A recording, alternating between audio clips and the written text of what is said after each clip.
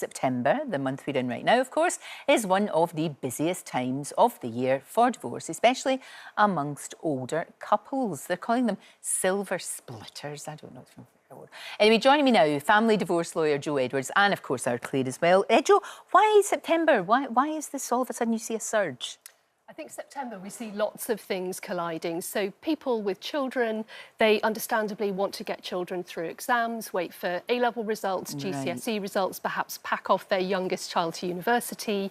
There is also, unfortunately, that summer holiday period, if you're together for a long period of time, that can bring tensions to the fore. Right. And from a practical perspective, September is quite a good time of year for marketing properties, for example. So I think lots of things do collide. Right. That means we as a practice, we're seeing lots of new inquiries, but also lots of former clients who've come back having reflected on their decision and thought now is the right time to do this. Right. So what to consider, though, before you actually take that big leap into divorce? Well, I always say first and foremost, do take your time. And I mentioned their clients who'll come back after many months of reflecting. So it's not a decision to be rushed. Most people reflect upon it very carefully.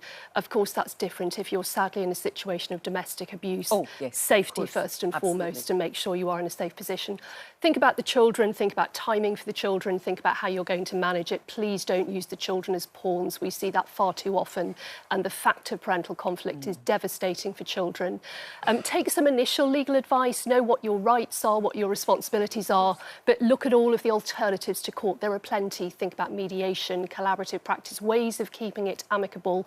Finally, think about yourself, look after yourself, have a support network around you, go for counselling, go and talk through your decision-making if you need to. No, absolutely. You're so right. I mean, you shouldn't just jump into this at all. Not. Claer, I was surprised some people might be eligible for support for mediation, some financial support for mediation. A £500 family mediation voucher that you can get from the government. Well, not a lot of people do know about it. Now, the clue's in the name, family mediation. So it's not means tested, but the only people who can apply for this and get it are couples who are splitting up, who have young children, who they need to mediate the access arrangements for and potentially the linked financial maintenance, ongoing arrangements for too.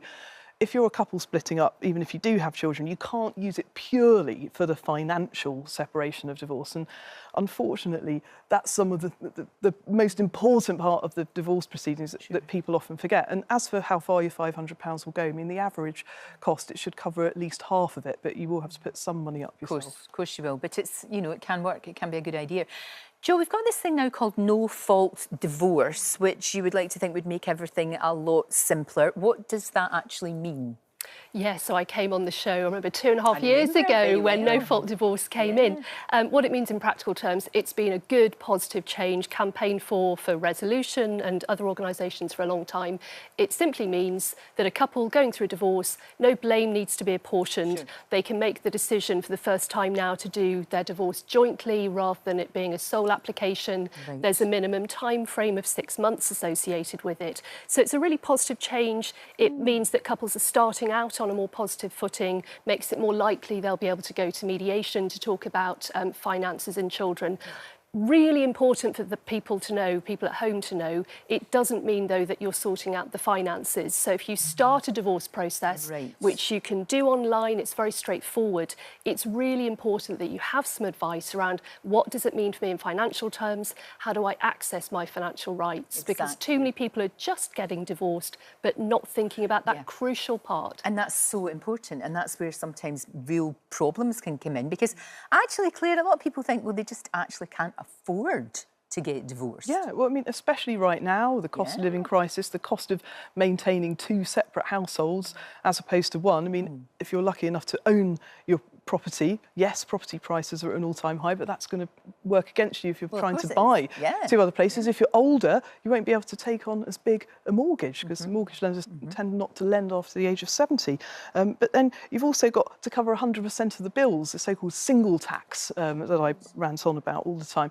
Even if you are saving costs on the legal fees by using mediation, as Joe said, so important not to try and save by not getting that vital financial advice, especially as a woman. You're often going to be the financially weaker party, and you need to think about how you're going to fund your lifestyle Yeah. and your needs into retirement, you won't have as many assets Sure, and we're necessarily talking as about your people who partner. are maybe a bit older, as you said, and there are problems there as well. But the so-called, you know, the people that are over 50, they will have things like pensions. They will. To think about, you know, and updating your will and all of these Yeah. things that you need to think about. If you're in your 50s and 60s, your pension is much more likely to have been one of the more generous kind. But unless you get a financial specialist to look at it and value it and work out how the pension should be shared, whether it should be shared now or shared later.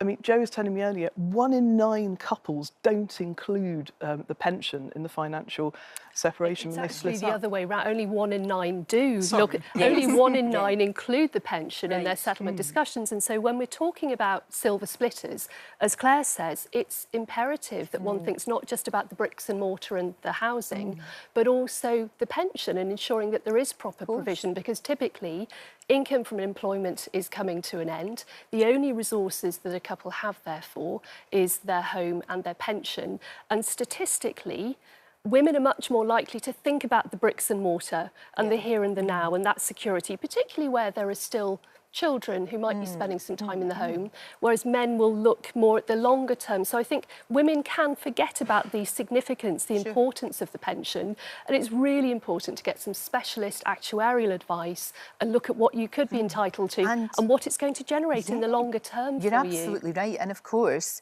after the divorce, looking ahead, usually quite some time in the future, if you do find love again and you do want to get married again, get a prenup. Yeah? 100%. I mean, we do prenups every day of the week in my practice. Increasingly, we're seeing people finding love in later life. They may be remarrying in their 60s, in their 70s, even recently in one of our cases in their 80s. Oh, I love that. And so these are couples who they've gone through previous Wonderful. marriages, they've got children, they want to preserve their estate for the children if that marriage ends through separation or indeed ends through death. So think about wills. Think about prenups, make sure that your estate is left as you would want it to be. And just because you've got divorced doesn't invalidate your existing will. So if you've got a will and it leaves everything to your ex-spouse, if you were to die, that would still happen. So even if you don't get remarried, you need to redo your will. That's very true. Thank you. Great advice, both of you. Thank you so much.